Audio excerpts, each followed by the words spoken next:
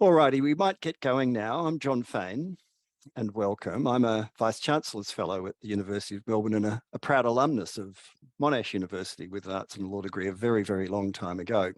And it's an absolute privilege to be invited to help you with this session on digital technology, data and schools. I acknowledge that I'm speaking to you from First Nations people's land of the Wurundjeri people here in Melbourne.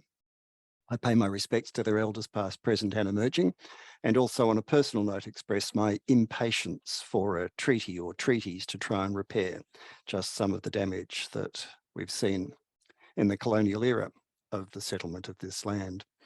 Now, this webinar is part of the Data Smart Schools, a research project funded by the Australian Research Council, which started in 2019 and has been exploring the use of digital data in schools and how data use might be improved. The researchers from Monash and Deakin have been working with schools to develop innovative data practices and policies, tools and techniques to make more effective use of digital data. And this is one of the first projects in the world to empirically investigate the ways in which school communities are actually dealing with the increased datafication of their technology-based practices, and to work with schools to develop different data-related practices to raise data awareness and use. Now, the participants are all aware, and those of you who are watching as well should be aware that we are recording the session, and you'll be given details later on how that recording can be best used. But it's common ground that data has become a big issue in education today, and digital technologies have also become a major issue. So put them together, and that's the focus of this event, to talk through some of the issues that come when you add data and digital technologies. We know that schools are full of digital technology, learning management systems, a laptop for every teacher, but certainly now every student, video streaming, like we're doing now, Google Classroom. The pandemic has showed us just how digitally dependent our schools have become. But at the same time, schools are under increasing pressure to make use of data, to become data informed, to engage in data-driven decision-making, and generally take notice of data to make sense of where they and their students might be heading. To say nothing of the demand that parents have on schools to use that data for the benefit of their children's education. So there are lots of different types of data swirling around the school system. There are internationalized, standardized indicators like the OECD's PISA tests, national tests, NAPLAN, VCE scores, ATAR scores, all the different data on the National My School website, school attendance data, post-school destinations data, teacher measurement data, student satisfaction surveys, all sorts of data being generated within schools and across systems and by teachers to guide their own teaching. And in addition, we're seeing the rise of software and systems to monitor and measure how students learn, data dashboards, learning analytics, student activity monitoring software, and consider also the data that's constantly generated as a result of all of our devices. Trace data collected by the likes of Google and sold often to third parties. So all told, there are lots of different possibilities and problems associated with the rise of data in education, especially when that data is generated, processed and circulated through increasingly sophisticated forms of digital technology. So in this session, we want to hear from teachers, school leaders, tech companies, and academic researchers about these issues. And we have those experts to hear from, and then we have a chance for your questions as well. I should quickly touch on the fact that we have a resident illustrator, and you can see that Jenny Leonard, waving to you there, is doing an illustrative map of our discussion and conversation, which will be available for us as we get towards the end. Now, to introduce to you our panelists. Rob Mann from Mazenod College has been teaching for the past 10 years in classrooms from years 7 to 12. Teaches English and History, has had several leadership roles, currently the Year 12 coordinator Rob completed his Masters of Education, Leadership and Management, during which he inquired about data and its impact on teachers and schools. And next year, he starts at Melbourne Grammar School, which my late father always called Melbourne Glamour School, you'll be pleased to know, Rob, as their deputy head of middle school. Our representative from the world of technology companies is Rowan Freeman, head of product with IntelliSchool. Rowan has worked in education for 20 years and began as an English ESL teacher.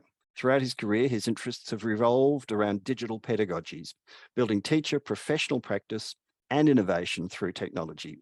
And before joining IntelliSchool as head of product, Rowan consulted on EdTech and data in K-12 and higher ed.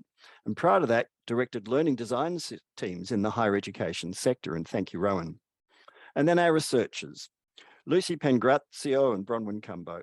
Bronwyn is a research fellow with the Faculty of Information Technology at Monash University, and her research explores how creative, participatory design and those approaches can be used to understand and address complex social and sustainability issues. And Lucy's a chief investigator at the ARC Centre of Excellence of the Digital Child and a senior lecturer in language and literacy at Deakin University. And her research focuses on datafication in the home and school, the politics of digital platforms, and young people's critical understandings of digital media.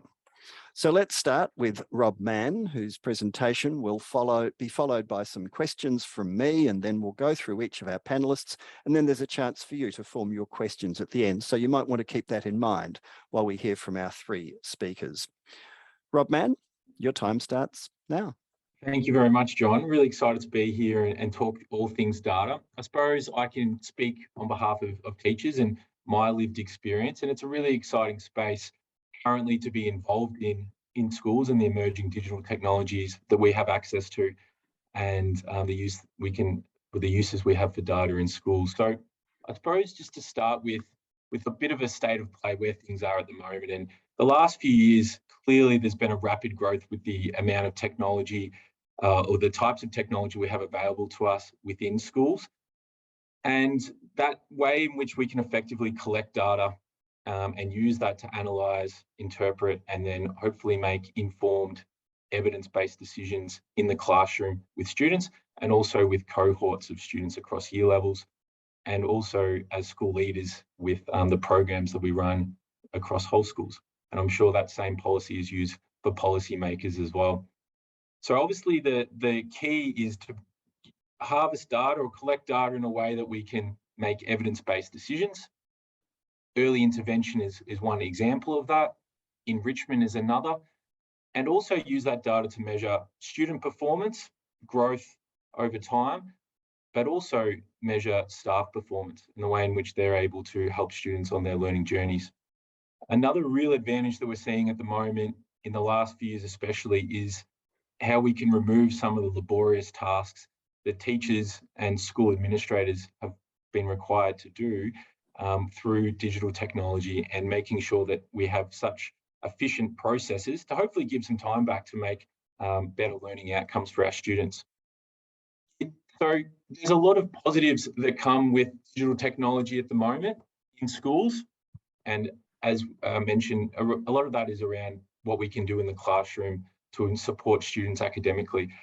We've got a lot of information available to us now in a really digestible and efficient way.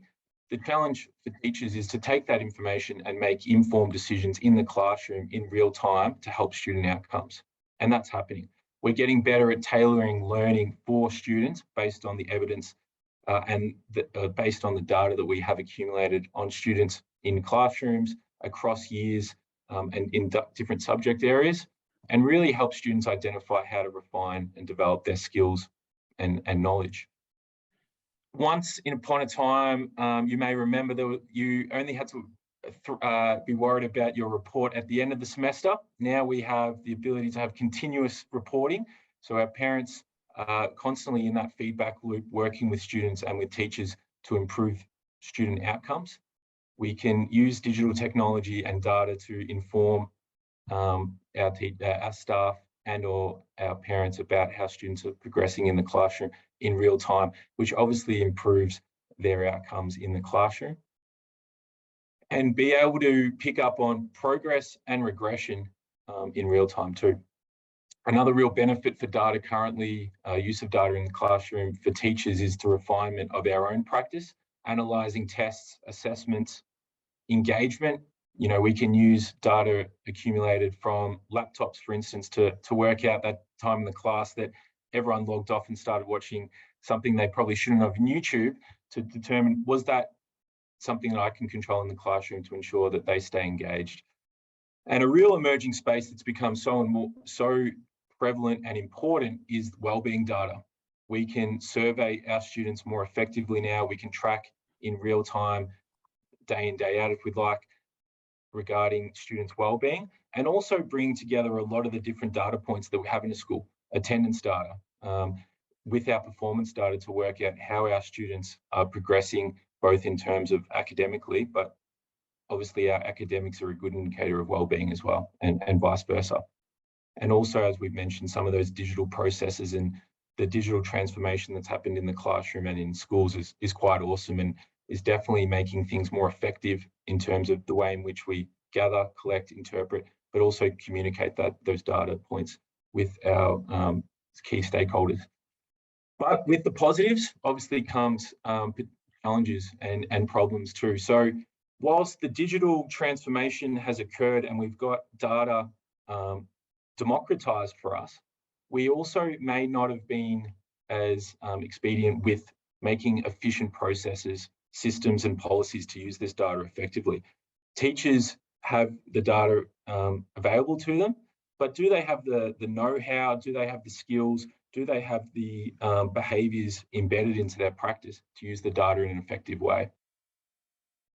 A big attention needs to be placed on developing the skill sets of all teachers and giving them the time and space to use the data available to them to make, you know, real important differences to the students that they teach.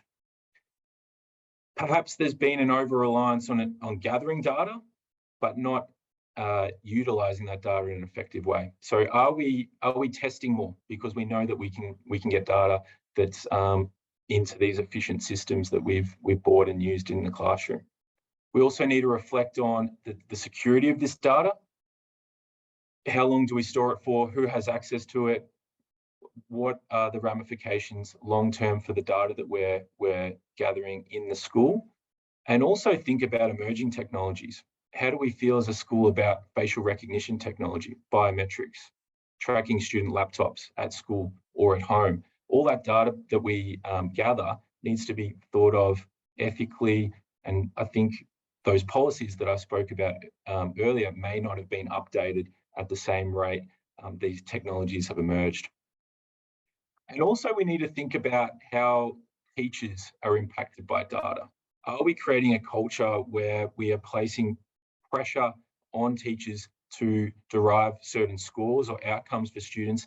And are those measurements in data being quite narrow or reductive to what teachers do?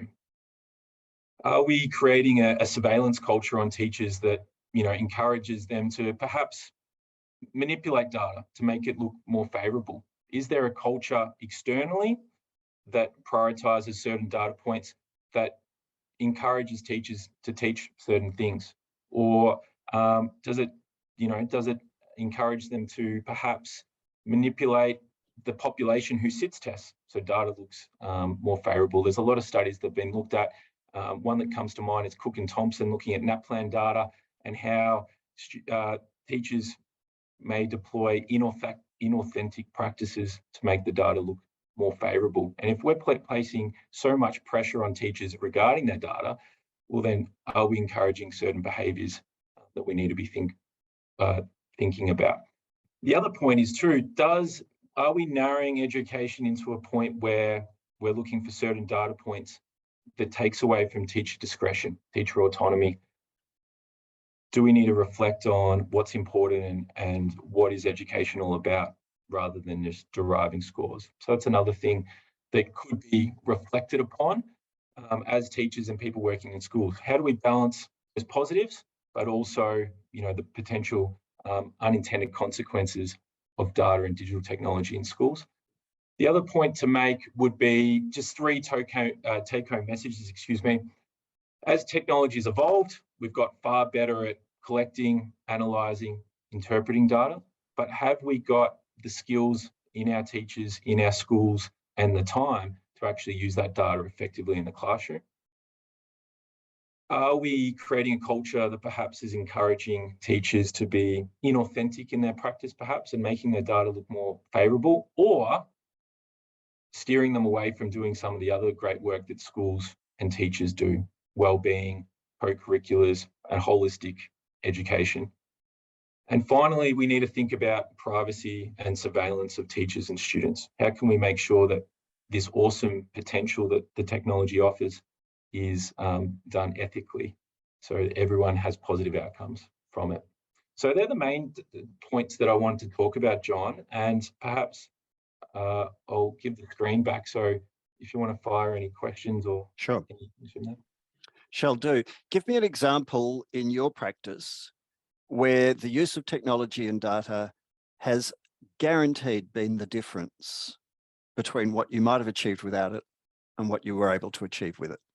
So for me, as a history revolutions teacher in year 12, I really like being able to gather the data and the breakdown on their performance in the exam compared to other students around the state. So I'll get a breakdown per question of how my students performed compared to others, which I find really useful. Also, as a year level coordinator, being able to get cohort-wide data on progression or regression in student outcomes is really useful. So being able to intervene early, you can see a dip in performance or a huge difference between something that's jumped ahead, doing really well compared to a student in the previous year or the previous month or the previous term. That data is really, really useful. Well, let's concentrate on regression. Yep. Has the data ever alerted you to a student with a problem that you otherwise were not aware of?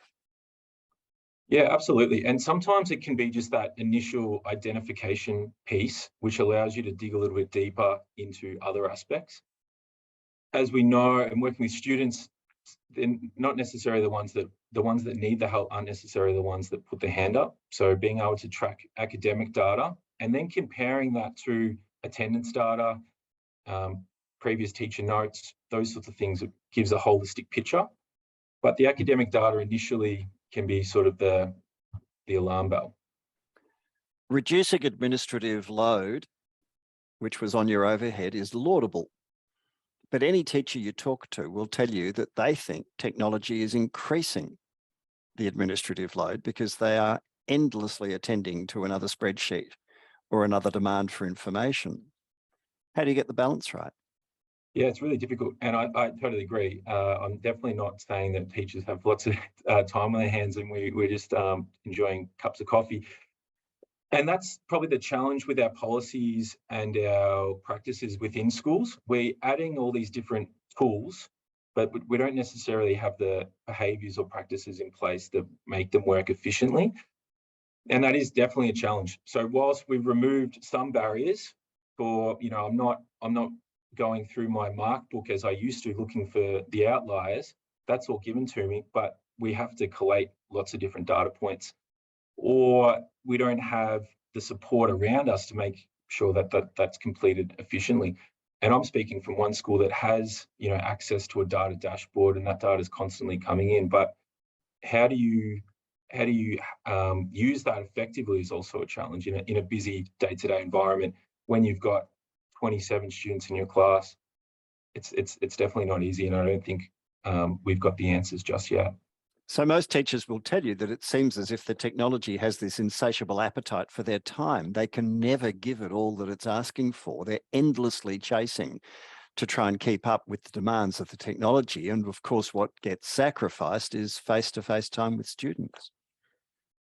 Yeah, absolutely. So, and that's, I suppose, reflecting on the sort of culture that we want. Are we just feeding more and more data and not having the time back to use that data? Trying to strike that balance is really, really important. The analysis piece, I think, has improved significantly. So taking multiple data points and bringing it together and giving us something digestible. But we definitely haven't, I think, as I mentioned, we're still trying to accumulate and harvest data. and create it through testing and those sort of things, which hasn't necessarily given us time back. So that's definitely a challenge that all teachers are facing and something we need to work on. We already talk about the digital divide in so many other fields of life. We talk about it in terms of reinforcing democracy. We talk about it in terms of the health digital divide, and on we could go from sector to sector to sector. But there are a few places where it's as starkly on display as education.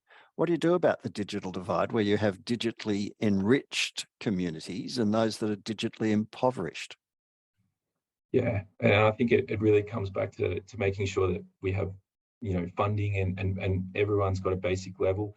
We saw that the last couple of years when schools were able to flip to online learning, and some students thrived in that environment and others didn't have the internet access or the technology to be able to do that. That's a really big question. I think that we also need to remember that technology is just one piece in this. Really good practice and relationships with teachers and schools is vital to bring students in their learning. Data and technology doesn't do that alone. It's professionals that understand student need, understand their craft, and the technology isn't the panacea. It's got to be just one tool that's used in classrooms. But as far as ensuring that everyone has that technology, that's a question that I think we're all scratching our heads on. All right. And before we move on to hear from Rowan, final question. You said that real-time reporting is a wonderful feature of the availability now of some of these data sets and the technology. It's like a continuous parent-teacher night, which every one of the, 74 participants will be cracking up because they know that's one of the most stressful moments, both for students, parents and teachers in the school calendar. And you're proposing that the data can make it perpetual. Is that a good or a bad thing? I think that's a really good example of ensuring that the policies that we have in place in a school reinforce the technology that we have available to us. So we sort of, at our school, great, we've got continuous reporting, but when do we put lines of demarcation up and ensure that teachers can teach? We don't worry about work creep. There's certain times that they're accessible to discuss student learning, but there's also times where they can go home and have a life outside of school. So I think having really good schools ensure that they've got clear policies about communication with teachers and the way in which that data can be used to start a conversation and help student outcomes. Thank you, Rob. It's been fascinating and just the perfect kickstart to our discussion. And thank you indeed. Rowan Freeman, let's hear from you. Thank you. Thank you, John. Excuse me. I will share my screen.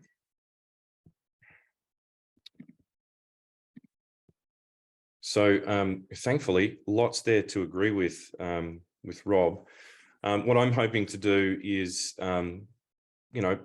address the same questions that Rob has and bring the perspective that I have. I head up product for IntelliSchool. We're a software company. We deal with analytics, educational analytics, and we work at this point exclusively with K-12 schools in Australia. We have around 100 schools, and I think that we have many schools that mirror the conditions and the great resources that Rob's described, and we have quite a number that look a little different. So I'm hoping that I can describe that or summarize that in a way that's useful today. Just some of the things that I wanted to look at, what we're seeing, some of the key benefits of data in schools that we're seeing. I will spend a bit of time on the challenges that I think are really common, and then, like Rob, I'll hopefully provide sort of 3 things that are useful to this audience that you can take and potentially action sort of immediately. The first thing in thinking about when I was reflecting on what it is that we're seeing in schools, we're actually seeing a sort of a lurch back into, well, the joy of being back in the classroom and working with students and doing what everybody can to make COVID and remote learning a distant memory. So we're seeing a lessening reliance on EdTech. It's still there, but every teacher on this webinar would recognise that they've likely relying on it less on a day-to-day and sort of moving back into that the more typical patterns where assessment, dissemination, potentially providing feedback reporting, these sorts of things are still commonly done in learning management systems, but the mediating the learning is happening less and less through some of the tools. The tools that I've got up there, Teams and Google Classroom, Compass, these are all some of those platforms that we've seen that we work with that are really common, but that is by no means an exhaustive list. What we're also seeing is that commonly the practice that's been developed through remote learning, some of it schools really value and want to continue, but there's always that issue of siloed practice and siloed data. So we'll have great information about student progress and well-being and the way that they're communicating and working in teams, but it does not transfer to other systems. So understanding that sort of holistic view of a cohort or an individual student is often very challenging and requires a lot of manual work. Bit of a self-shield, that's where we come in a lot of the time, and we help with that kind of integration. We're also seeing a real sort of drive towards being able to capture well-being data. I've got some thoughts on the way this is happening typically in schools, and we're seeing it in some ways used really effectively, and like prediction on my list there with the unhappy face, we're also seeing a lot of information that's captured without a true sort of strategy for what will happen once you actually get that information and what you intend to do with it. And I will come back to both of those in more detail in the slides forthcoming. But the other one, I'm so happy that I heard Rob mention intervention. One of the issues that we're commonly seeing in schools is the ability to intervene based on timely data. Typically performance information or reportable information, the timeframes are often too wide. They're semester based, or they might be 3 times a term. And if you want to truly be able to pivot on that information in a way that allows you to plan different kinds of instruction to support an individual student where you see some challenges in the skills they're developing, often that information is coming in too late. And we're also seeing the same with pastoral information, where while it might be captured on a daily basis about individual students that are having issues, the ability to get that to the right people and act on it before it becomes a real issue is often very challenging as well, and requires a lot of manual intervention from people who have access to those databases and can manipulate that data. On the manual aspect of the collation, calculation and dissemination of data, all of our schools, every school I've ever spoken to around analytics has been challenged by that, and inherent in that challenge is some single point dependency, where you have, the one person in the school, typically the maths teacher, who's pretty handy with a spreadsheet. They retire, they move on, they do something else. Or you've got a database administrator who's pretty handy with your administrative database. Once they leave, all of those skill sets leave as well. So it's how do we build this capability within the school without having it be sort of fragile and risky when somebody leaves. And prediction, I might be unpopular in speaking about this one, but it is by far, predicting a student's year 11 results, predicting their final year results, and what is it that we can do to be able to predict that? Done at scale, when the data set is huge, certainly there is some very compelling information, some compelling research around where this can be used. What we're seeing a lot of is schools using data from their own school, so very limited data sets, very limited historical data, and building out predictive models that they use to assess or evaluate whether or not a student is meeting their potential. In theory, I think it's great. And in theory, I think, the schools have the support of those students at heart, and that's what they want to achieve. I guess where we try to bring our perspective into those conversations is typically around, the validity of those models and the use of that data. If you've predicted a year 11 student's going to get an A in English and they get a C+, what do you do with that information? But anyway, on to more positive things.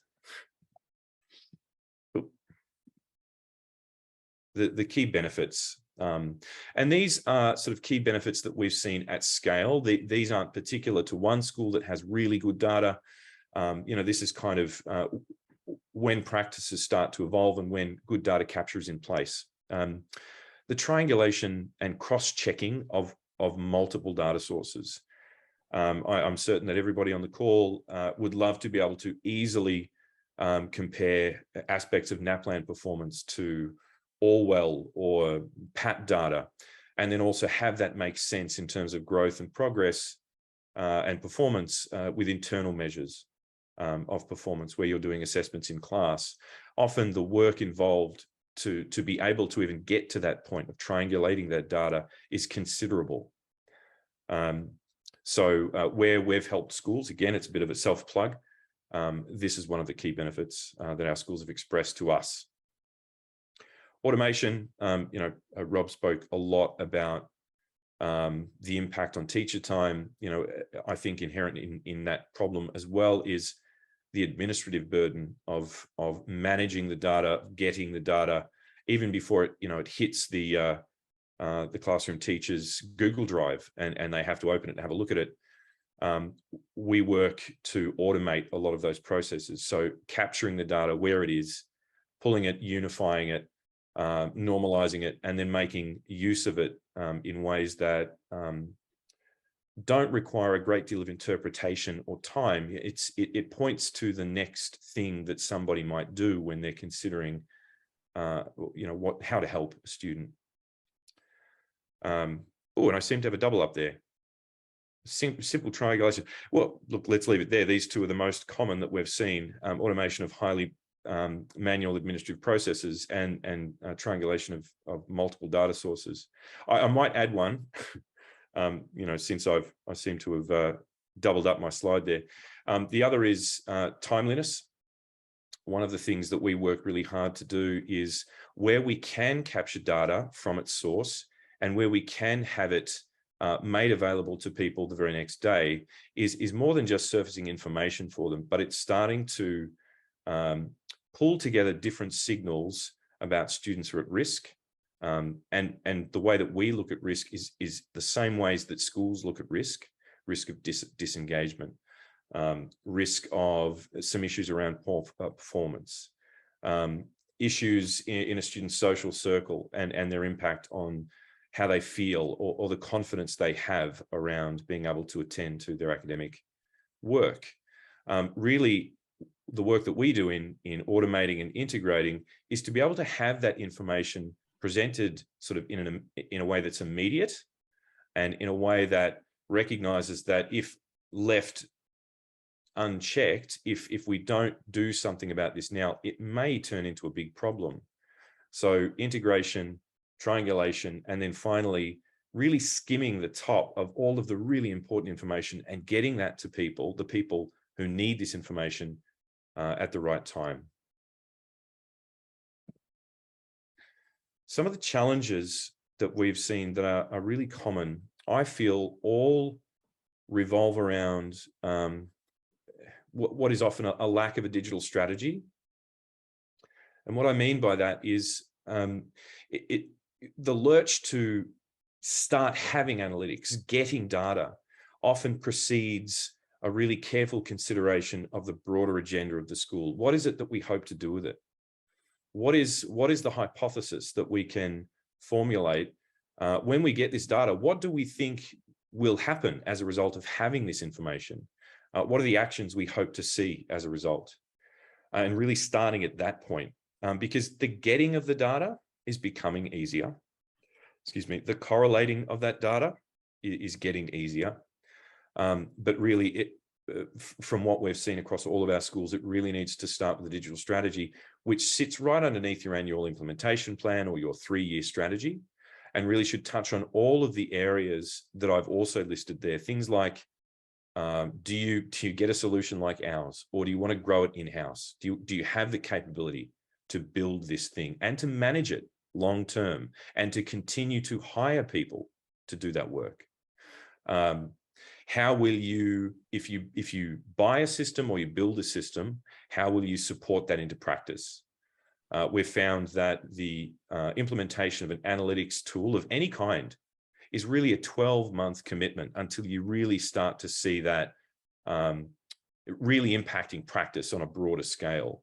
So supporting that professional practice, what is it that we expect to see our teachers do with this? And how do we take into consideration all the things that Rob put so well, in that they're not likely to have a great deal of time to sit down and analyze charts and tables? How do we build a system that supports innovation rather than hinders it? If we build a system based on our current technologies, our current databases, will that stop us from ever changing those databases? Information design. I've seen some fantastic work built in Power BI, but what I often see is sometimes spurious correlations where two different types of data sit close enough visually that people assume that they are correlating in some way, that there is something to draw from the way they're interacting, when in fact it's not the case. It's just that it looks cool. We're just about out of time, Rowan. Look, and reporting and outcomes is crucial. Knowing what you want to achieve and ties obviously to a digital strategy. Briefly, start with a hypothesis. What do you hope to achieve in having better access to information, and how will you know that you're achieving it? Consider the cadences of a school. When do your teachers need information? What does it look like? When do your administrators need information, and what should it look like? And this may feel, very much like a sell of what we do, but in-housing the build of an analytics solution over the long term will be far more expensive than purchasing one, even if what you purchase can't deliver every single thing you want that you think you could build over time. Sorry for taking longer than I should have. That's okay. We've still got time for a few minutes of questions, which I'll put to you. There's a huge array of products out there in the marketplace. Sometimes schools seem to be choosing data packages and products that are good for marketing the school. Mm-hmm. And they're not buying things that actually may be more efficient because they don't have as many bells and whistles. What do you do about that? Look, if that's the outcome that they want, I think that's a decision that they've taken. We have had that situation where, in effect, the analytics services leadership, the board, and potentially parents really well. It services their needs. But in terms of, pointing to next step that teachers might take or building student agency, it really doesn't function in that way. So I think it comes back to the digital strategy of the school. All right. And some big tech companies, Google Classroom, not to name any in particular, have been getting a bad rap recently as the rise of some firms selling things like keystroke monitoring, laptop monitoring software, online exam proctoring, and so on, spyware virtually. So is there a need for tighter regulation of firms like yours? How do I answer that question? I think, frankly, fearlessly and brutally honestly, I hope. I consulted to schools on these sorts of things before I came to this role. I think a school needs to understand how third-party software companies are using their data. It's crucial that you can see all the way down the line. Where is it going? Who's using it?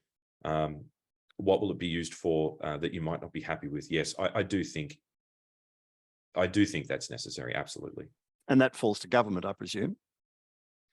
I think that in that case, but I think that all parties need to be aware of exactly what's happening, including schools. So when they're taking on a software title, where is that information going? All right, we're sort of keeping to time. We've lost a few minutes, but I'm sure we'll still have time for lots of questions after we hear from Lucy and Bronwyn, whose time starts in a moment. But down the bottom of your screens, and I'm sure everyone is now familiar with this, we're using Q&A. We've got 4 questions there at the moment. You can add yours on, and Neil Selwyn, Professor of Education at Monash, will be going through and trying to filter the questions in order to moderate them before we put them back to the panel. If I could ask you as a courtesy, though, to ask a question of a specific speaker. If you ask a question of everybody, that's like asking 3 or 4 questions all at once, which is a little bit greedy and doesn't leave much time for anybody else. So could you specify who your question is to? And if you want your name announced so that you're identified as the questioner, then just put that in the question as well, and Neil will moderate those as we get to them. Lucy Bronwyn, your time starts now.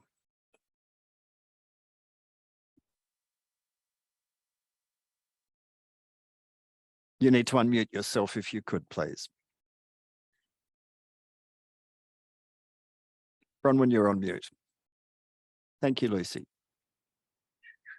Can you hear me now? Apologies for that. Lucy and I are going to give you a snapshot on some of our findings from the Data Smart School project that we carried out with teachers and students in schools from 2019 to 2021. So this was an ARC-funded discovery project that was led by Neil Selwyn at Monash Uni. And through this project, we really wanted to explore, firstly, how do schools do data currently and how could they do it differently? So we carried out interviews and focus groups with teachers and students in 3 schools in Melbourne, a public school, a Catholic school, and an independent school. So in this presentation, we're going to give you an overview of what students told us about data in schools, and then describe a data literacy unit that we designed in response. Over to you, Lucy. Okay, so the first thing we really established was that students are well aware of the role that data is playing in their school life. So they recognise that school data was pretty much everything that had been collected in pre-digital times, such as grades, assessment data, their reports, their timetables. And as one student sort of put it, they said, pretty much it's now all digital and all stored and can be accessed long after they leave the school. And I'm going to come back to this point later on. But they were keenly aware of the fact that school data also included data that could be collected by digital platforms, so login data and data from the school's LMS. So pretty much everything is data. Next slide, Bronwyn, thanks. So most significantly, though, the students had a keen sense of data being used to track and monitor them across websites. So not only in class, but also at home. So one example of this was a student mentioned that if the teacher could see they were logged on to the school system from home in the evening, then the teacher might assume that they had not been concentrating in class during the day. Now, whether this is true or not is somewhat beside the point, but the student really carried that feeling of being tracked and monitored. And, you know, we sort of interested in this idea that this might change what learning means and how they feel about actually being at school. So students also thought that the school could see their personal internet searches. And so it wasn't really surprising that the students thought that this data would follow them into the future. In particular, they were very concerned that school data might crop up when they're applying for a job and for university applications as well. And one student said, you know, school data affects your whole life, basically, because they're keeping a record of every single thing you do at school.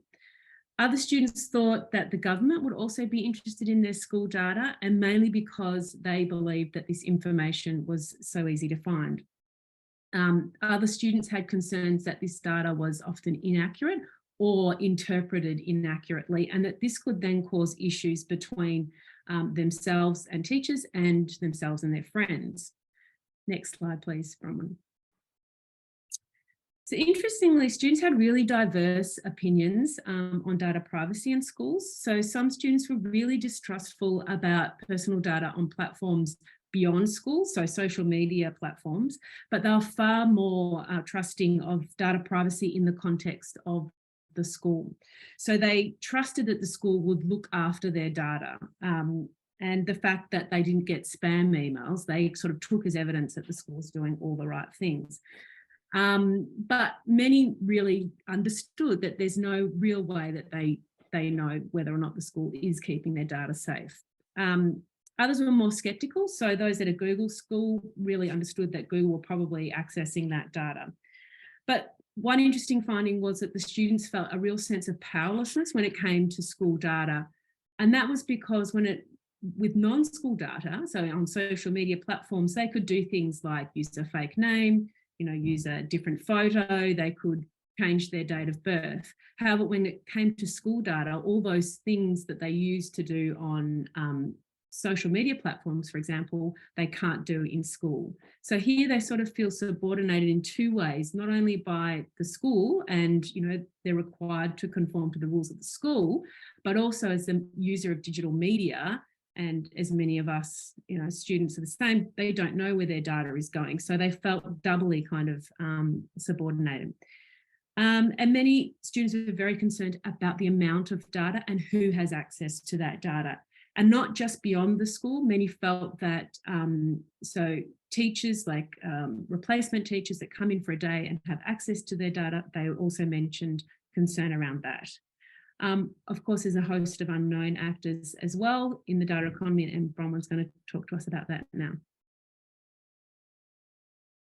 We asked the students about the role of ed tech firms in their schooling. So similar to what Lucy's just touched on, many of the students had thought about this and they were aware of it, but a lot of them hadn't really thought about the distribution of data and the buying and selling of data and when that data goes. So they were really keen to learn more about that, what they're trying to achieve, what they wanted out of the data. And so this actually led us to design the data literacy unit that we're going to talk to you about just after this next point. The final part was looking at personalised learning. So we asked the students about personalised learning and how well their school profiles, for instance, reflected their needs as a student. So the students didn't really see links between data and personalised learning. They couldn't see how the data reflected them or how it changed with them. Many expressed how their school profiles, for instance, did not reflect who they were. Some of their photos in their profiles were a point of contention. A lot of the students talked about this.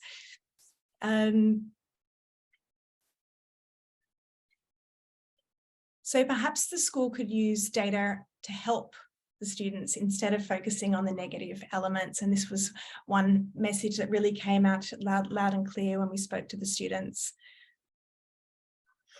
Sorry, I'm just aware of the short time that we don't want to go over. So in response to these discussions with students, we developed a data smart building data literacies unit, which aims to build the data literacy of students. And we worked with Year 9 students in one school particularly.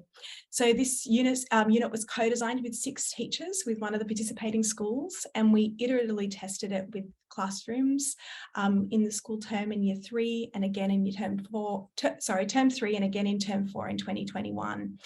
So this is now finalised and accessible online, and it includes a handbook for students and also a teaching resource. And we'll provide the links when we send out this presentation later on to anyone who's attended. So you'll be able to access it there. So there were 4 core objectives that students explore across this 5-part unit.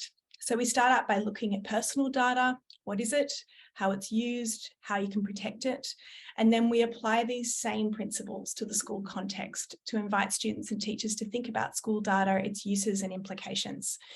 So the teacher resource includes a number of different prompts and different learning activities to invite collaboration and critical discussions between the students. Over to you, Lucy. Great. So, yeah, I think there's still a lot of work to be done in this space. And, if we pull together the findings from our work, particularly with students, it's quite alarming because the students are really aware of the fact that the school is collecting a lot of personal data about them. They're concerned about being tracked and monitored online. They're unsure about how that data is being used, and they're aware of the fact that the strategies that they use to protect that data don't work in school. So they're also concerned that's going to stay with them into their adult life. So we really feel quite strongly about the fact that schools can do something about this. Some of this is dispelling some of the misconceptions because, there are privacy laws which ensure that that data doesn't, stay with them forever. But there is certainly a lot of work in the education space to do. We've ended with some tips that perhaps we can open up for discussion, but we think schools can be on top of data privacy, and we know many schools are already doing that, but perhaps just communicating that to the students, minimising unnecessary tracking and surveillance. So perhaps thinking about, you know, what sort of technologies are being procured by the school, looking at the T's and C's, although that is a pretty complicated kind of thing to do. I think it was Rob was saying, how about schools, you know, do their due diligence on the technology that is in school? That's actually a very difficult task, and we found that a lot of the teachers we spoke to really do, you know, struggle to either make sense of it or, you know, to get through it, have the time to do it. So also being more open about what is being done with students' data. I think one thing that we were really, you know, pleased and happy to find was that teachers are always really examining the data that comes through these systems with a pretty skeptical eye. They know their students face-to-face first, and that data kind of is used, incorporated in really meaningful ways. So I think students need to know that data doesn't speak for them. You know, it's certainly part of a bigger picture, and giving students some control over their profiles. You know, it wouldn't hurt for them to be able to say yes or no to the school, the profile, the school photo being made public to their peers, because it does seem to cause some anxiety. And also finally, just using data in a really positive way rather than always as a negative, which many students felt was the case. That's about it. Thanks. Thank you very much, Lucy and Bronwyn. Some questions for you, and then we'll get to questions that Neil will be moderating and posing from the questions you put into the Q&A function at the bottom. And again, just to repeat, if you can direct your question at a specific person, that will certainly help us as well. And we'll have a look at Jenny Leonard's illustrations in a moment as well, and she'll put those up across the screen so we can look at them when she's finished those too. So Lucy and Bronwyn, a few things. I had to chuckle. School data affects your life. Gee, given these are kids who live their lives through social media, how come they suddenly care about information in the school context when they seem to disclose the most intimate and personal things so readily on social media? Bronwyn. I'm going to hand that one over to Lucy. Lucy. Okay. Well, first, I think, John, they do care about who sees what on social media. I don't think it's just a case of it's all out and open to the world. It's very much about being able to determine who sees what, I think, is key for young people. So even on social media, you know, it's not, they might not be as concerned about the kind of big tech collection, but they're certainly very aware of information with friends and perhaps not sharing with parents, that kind of thing. I think with school data, it does take on a different sort of resonance for them. And interestingly, we began talking to the students about social media data because we thought that was a good way into talking about school data, but it seemed they sort of already had a pretty strong view on what school data could do for them anyway, because it's it's a different context. So they completely differentiate between social media data and what they so readily give away and school data. It's like it's official, so it's different. It's in a different space entirely inside their head. Is that right? Yeah, I think that is true to an extent. I think institutional data, there's a certain amount of trust that they have that the school is going to protect them from that sort of wider data broker economy, if you like. I think, whereas on social media platforms, it's a bit more sort of nuanced, I guess, who they're sharing with and what. So they do, I guess it's complicated. Okay, so no, that makes absolute sense, because I think a lot of us in our own lives, we distinguish between official and unofficial. And if it's in the life of a school student, the school is the main arm of the official state that they actually interact with. So it's about control. They have no control over that data, whereas in their social media profiles and whatever platform they're talking about, TikTok, whatever, they have control over it. But Bronwyn, we've got a real gap then between what the students are relating to the data for and what the teachers and their own parents relate to it for. They seem to think it's there for completely different reasons. depending on which coterie you're talking to. Definitely. I just want to build on one point that came out that just on the previous question was the students actually use in their personal life a lot of privacy controls. They were very aware of how to protect their data outside the school. They also used a lot of pseudonyms and had control over how they present themselves to the world that you don't necessarily do or can in a school context. Just to build on what Lucy was saying. Yes, and in terms of the parent and teacher uses of data, what was the specific question there, John? Well, there seems to be that they all relate to it for completely different purposes and in completely different ways. They think it exists for different reasons. They want to use it for different purposes, and they want to protect it for different reasons. Mm. So there's a gap. There's a gap between this one set of information is being used by different people for different purposes. It exists for different reasons, depending on who you talk to, and yet it's trying to serve all masters. Yeah, Yes. I think that's true. And I think just coming back to a point that was made earlier about the continuous parent-teacher information night, like I think what's very interesting and what we sort of saw is that the data is also changing the relationship that children have with their parents, because now, you know, in the past, we might have been able to, students might have, you know, wagged for the afternoon or, you know, had a little bit of time to, you know, bunk off in class, whatever it might be. But now with data being constantly surveilled and parents are getting updates about what their students, their kids are not doing. And then that causes friction in the home. So it's really interesting to see how, you know, data is kind of changing, you know, relationships at home as well as between teachers and parents too. So I think there's so many different layers to it, and data becomes, I guess, something different for each of those groups of people. Sure, because I was never one of those kids who tore up the school report and said, oh no, they didn't give us one this semester, but I know kids who did. You can't do that if you've got an online reporting system. It's on some sort of school cloud and parents can access it at the same time as teachers put it up. You can't do that anymore, can you? No, definitely not. And it's pretty much, you know, daily updates. I mean, with attendance data in particular, and attendance data is then being used to infer other things about the student. So if you're not attending, then that might kind of be used to sort of look at perhaps performance or something. It can be used, correlate in ways I think Rowan was talking about that might not be particularly fair. Sure.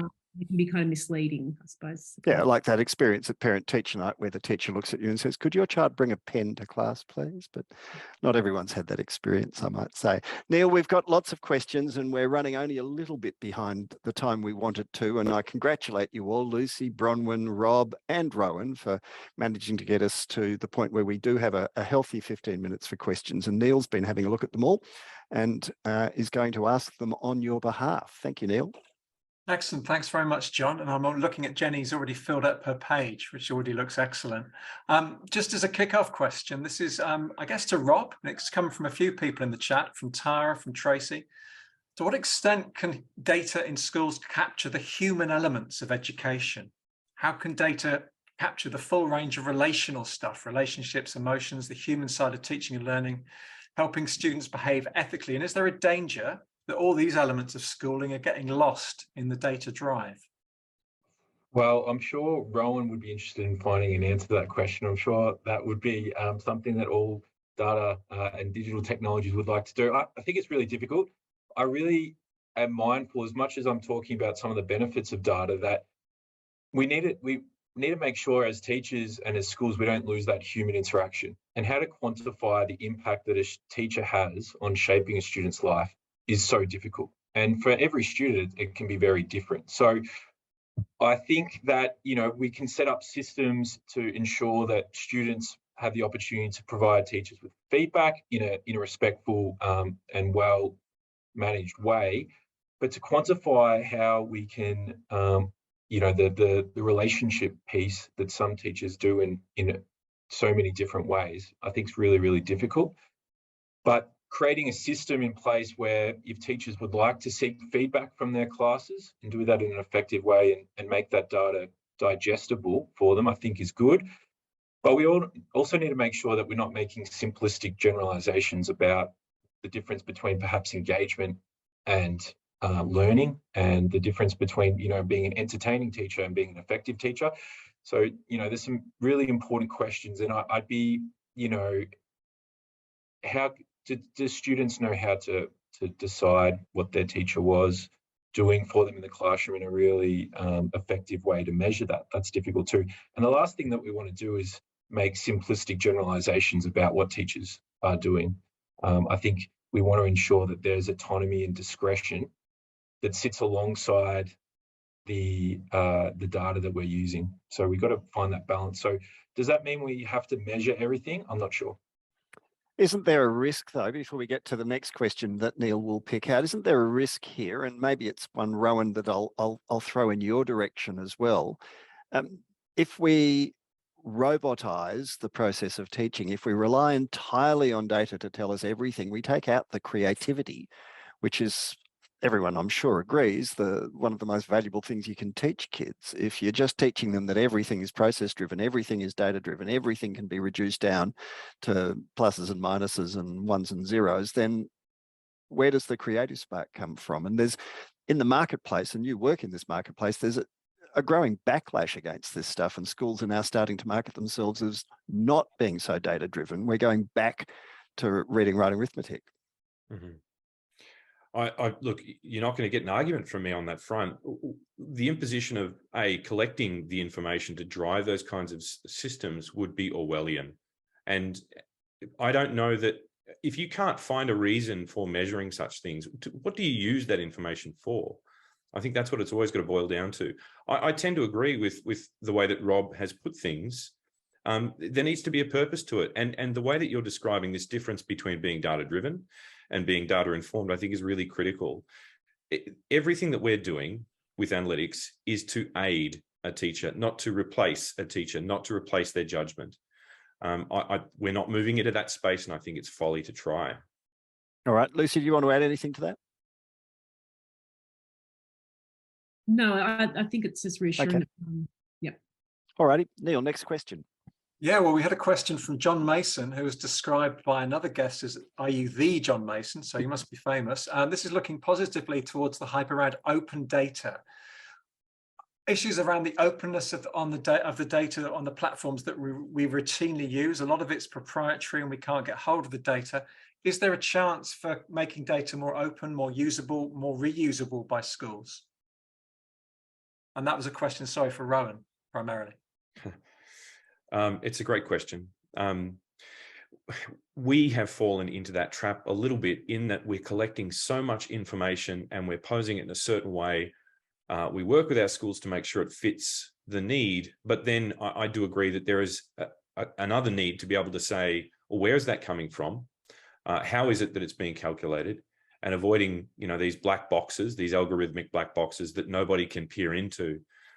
What we're doing on that front is making sure that where we're pulling from multiple systems, that we identify where that information is coming from in a way that's simple, where we're making any sort of algorithmic, opinionated, or taking an opinionated approach to measuring risk or disengagement, that we put those controls back into the school's hands.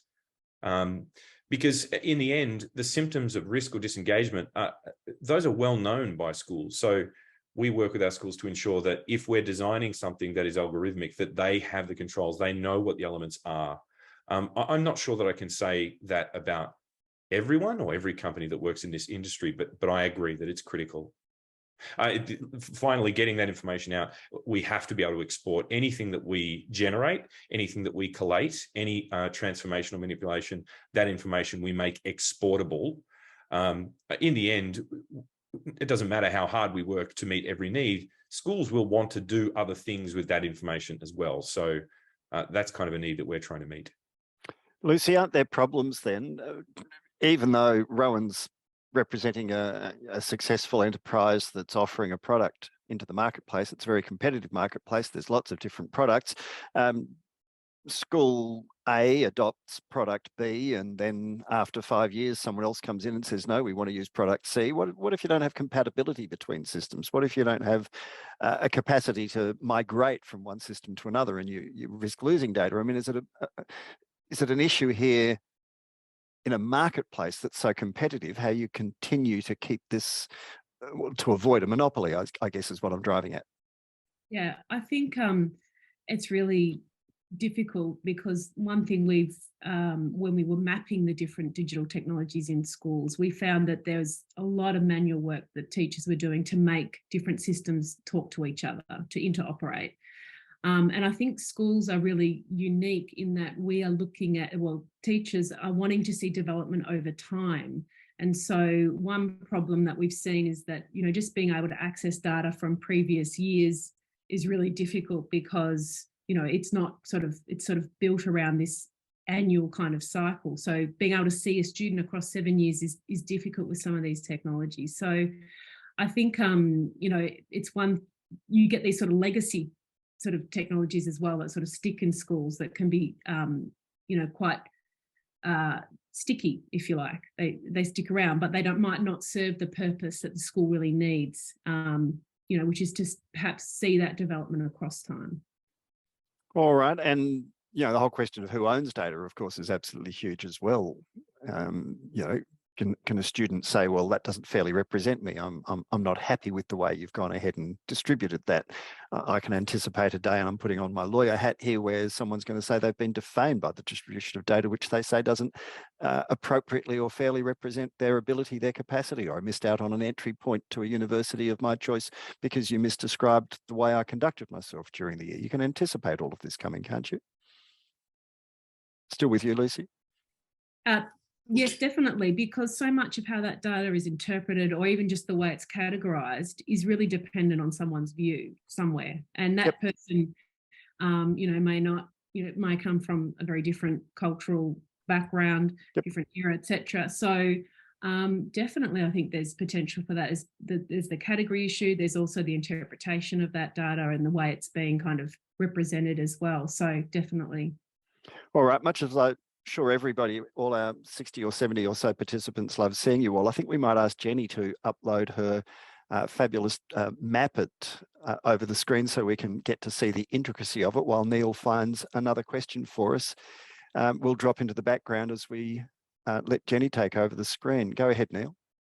Perfect. Thanks for that, John. We've had heaps of questions around the topic of data literacy, and this is, I think, for Rob and Lucy. What should data literacy look like for teachers, particularly in terms of being aware of the data that they're producing? And Michael Henderson makes the point, should we actually get teachers to understand when not to engage with data? And there were other points in the chat about what data literacy should be for students. Should we be encouraging students to all take a data analytics course in VCE? And also the point was made, should we also have data literacy courses for parents to get them to actually engage with data and understand data? So what is data literacy? And how do we enact it? So I guess Rob and Lucy. Yeah, I suppose to jump in to start with, I suppose that it's a huge challenge because whenever there's a societal problem, it seems to be placed on schools to figure it out. But, digital literacy is clearly a well-being challenge for all young people. The data that they are creating, but also the way in which they interact with, digital platforms in all aspects of their life, be school, social, and then the extra piece of that is, so that's students, how do we get them upskilled? How do we get teachers upskilled when they've got so many other things that they can do to develop their practice in so many directions they're getting pulled in? And then parents, how do we communicate with them effectively to understand the data that we're providing them with? It's really difficult. And time, as I mentioned in my presentation, time and space needs to be given to these things, and it needs to be built into everyone's toolbox, because if one person in the school is the data expert, it doesn't work effectively in classrooms. So how do we give the time to develop teachers? How do we make it a focus for students? It's really about making that a core piece of what we do if a school thinks that's really important. And Lucy, I'm not sure if you've got other thoughts on that, but it is a huge challenge.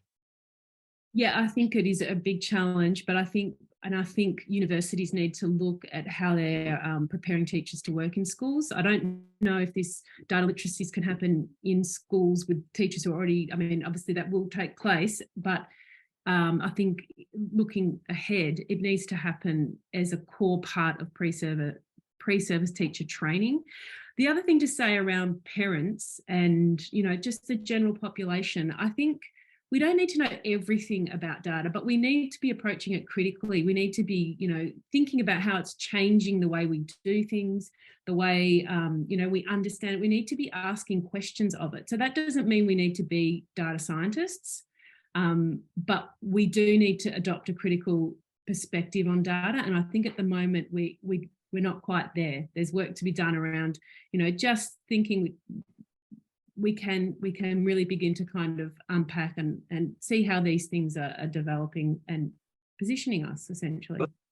Sorry to just jump in as well. I think we really need to think carefully about the data points that we choose to use with parents. We don't want to drown them in data, and be making sure that we're not choosing data that's very simplistic or doesn't really tell us a lot about student performance or student engagement.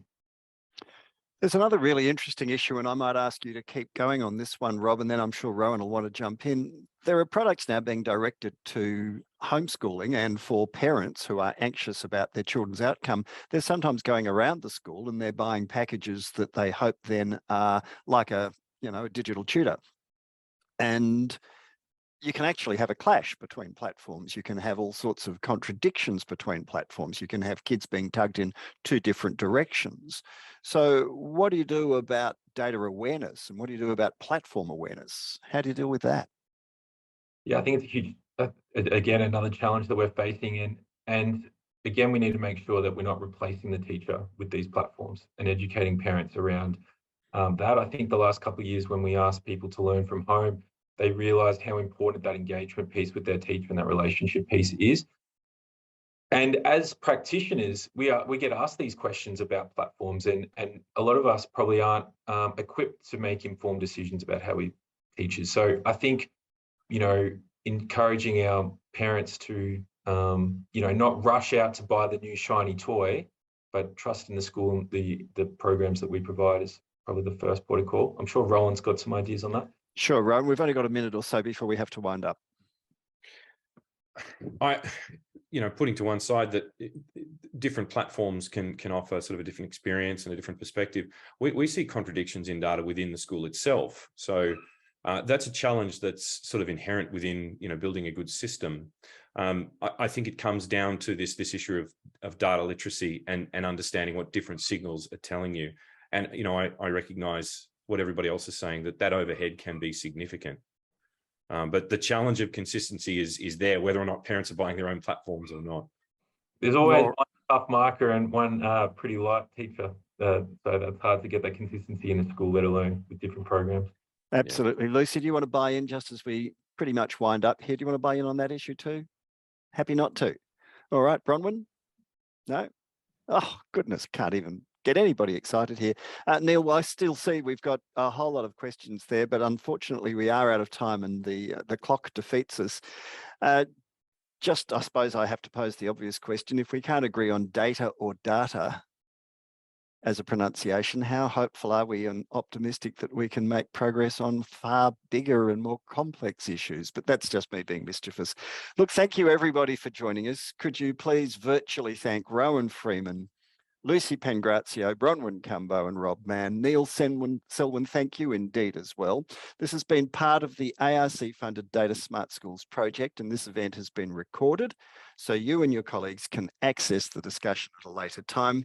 If you'd like to access and use the resources that were created through this research, including Jenny Leonard's wonderful illustrations and mapping of our conversation, well, then that will be available too. You can, including the data literacy unit and comic summaries of findings, you can access all of these at the links included in the chat now, or you can get in touch with either Bronwyn or Lucy, and I'm sure they'll be more than happy to share it all with you through Monash University. Thank you very much for joining us and have a wonderful evening.